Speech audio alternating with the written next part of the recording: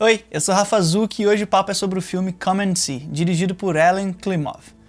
Mais um vídeo sobre uma análise pessoal de um filme que eu gostei. E o de hoje é uma experiência nova por se tratar de um filme soviético de guerra. O cinema soviético tem uma relevância forte na história da sétima arte.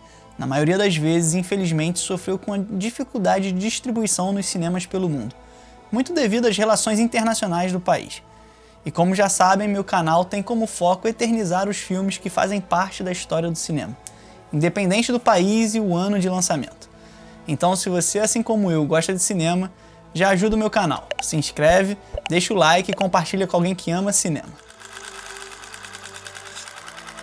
Come and See é um retrato da Bielorrússia em 1943 sobre o ataque das tropas da Alemanha nazista.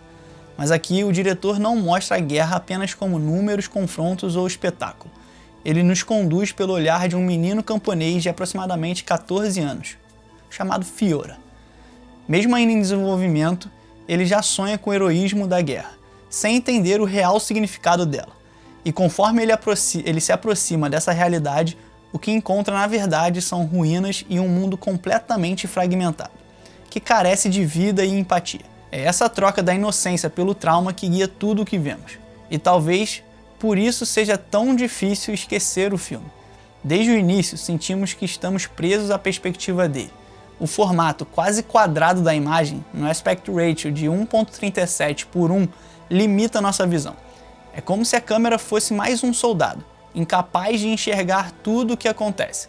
Fiora não vê a guerra em sua totalidade.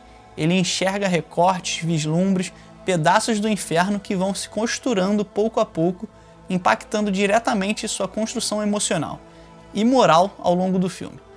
A fotografia reforça isso de várias maneiras. No início, ainda há sol, cor e até uma sensação de frescor, como vemos na cena da praia. Mas conforme a história avança, o mundo vai ficando cinzento, pesado, sem vida. A sensação é de que o próprio filme vai perdendo a cor junto com o garoto. Essas escolhas, somadas aos enquadramentos que muitas vezes exploram as expressões faciais em close-ups, resultam em uma das melhores evoluções emocionais de um personagem que já vi no cinema. E aqui entra a atuação de Alexei Kravchenko. No começo ele parece até deslocado, quase frágil demais para carregar o filme. Cheguei a questionar de forma precipitada se ele só tinha uma única expressão, mas logo percebi que essa fragilidade fazia parte da direção de Klimov. Era preciso que Fiora começasse exatamente como era, um menino bobo, sorridente, ingênuo, do interior, sem compreender de fato o que é uma guerra. Isso tudo para que nós víssemos a transformação acontecer diante dos nossos próprios olhos. E essa transformação acontece de forma supernatural. O sorriso vai desaparecendo, os olhos ficam vazios e nos close-ups vemos, quase sem acreditar, um rosto infantil envelhecer em tempo real. Na minha opinião, estamos diante de uma das melhores atuações da história do cinema. O peso das expressões silenciosas de Alexei é algo que ficará para sempre na mente de qualquer espectador.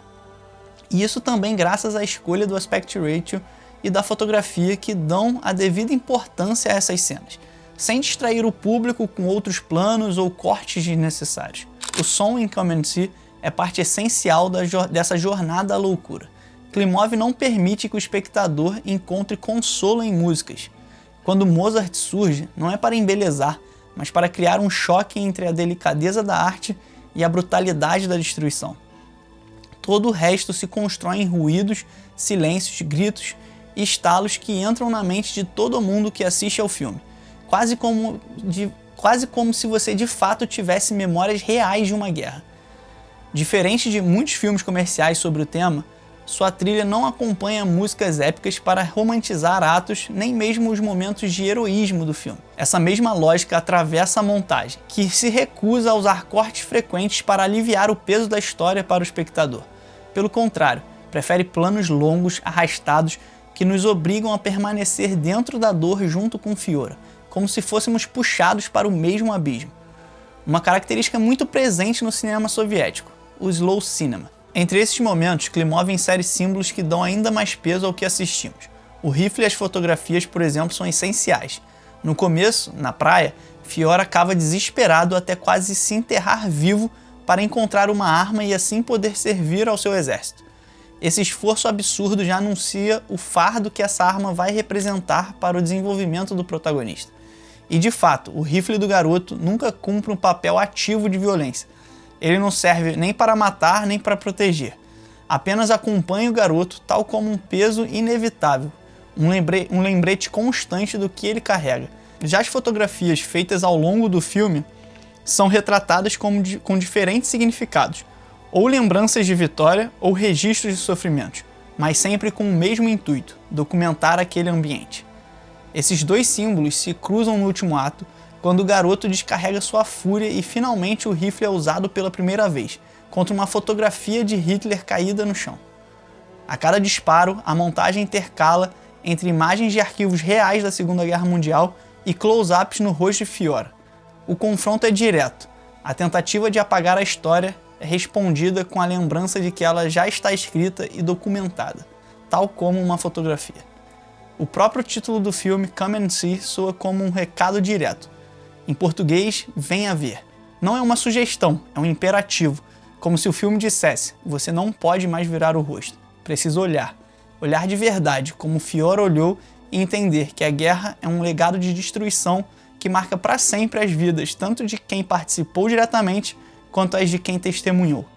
No fim, Fiora começa como um garoto sorridente, cheio de sonhos e em busca de uma aventura, e termina com o olhar de alguém que viu o que ninguém deveria ver. Uma criança moldada pela dor, e quando a câmera fecha nesse rosto, a sensação nunca será de vitória, e sim de raiva. Há apenas a certeza de que a infância dele morreu e que nós fomos obrigados a acompanhar esse enterro.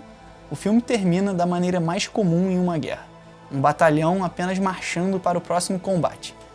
E me fez lembrar de um poema de Rudyard Kipling chamado Boots, em português de Botas, onde ele fala em determinado momento: botas, botas, botas, botas, movendo para cima e para baixo.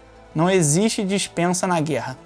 Reforçando a ideia de que a guerra é um ambiente cíclico, que não tem fim. E como disse Roger Deakins, Come and See deve ser obrigatório, porque é o filme que mais se aproxima de retratar certos aspectos da guerra como nada mais fez. Obrigado por terem chegado até aqui, espero que tenham gostado do vídeo de hoje e até breve.